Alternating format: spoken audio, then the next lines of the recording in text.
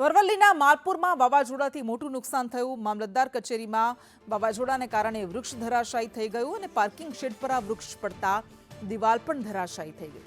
મામલતદારની સરકારી ગાડી વૃક્ષ નીચે દટાઈ ગઈ। મામલતદાર કચેરી પાસે જ વીજપોલ પણ તૂટી ગયો।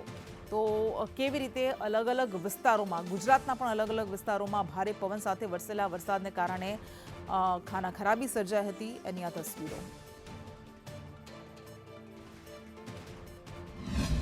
ગત રાત્રિએ ભારે વાવાઝોડા સાથે વરસાદ ખાબક્યો હતો, ત્યારે માલપુર નગરમાં પણ ભારે તારાજી જોવા મળી છે।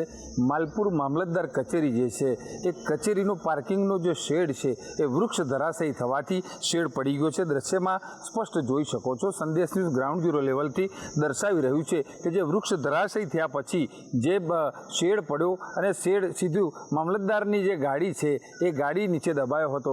જોકે રાતનો સમય હતો, જેના કારણે કોઈપણ પ્રકારની જાનહાનિના કોઈ સમાચાર નથી, પરંતુ આ વૃક્ષ ધરાશયી થવાના કારણે આ જે ગાડીઓ છે, બે ગાડી એ અંદર શેડની નીચે દબાઈ જવા પામી છે।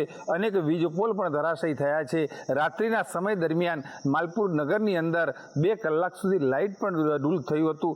જોકે વીજ વિભાગની સતર્કતાના કારણે વીજળી શરૂ કરવામાં આવી હતી। તાલુકાની અંદર અનેક વૃક્ષો ધરાશયી થયેલા છે।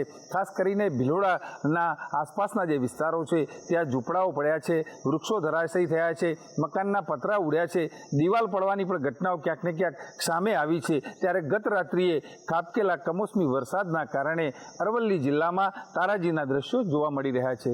શૈલેષ પંડ્યા, સંદેશ ન્યૂઝ, અરવલ્લી।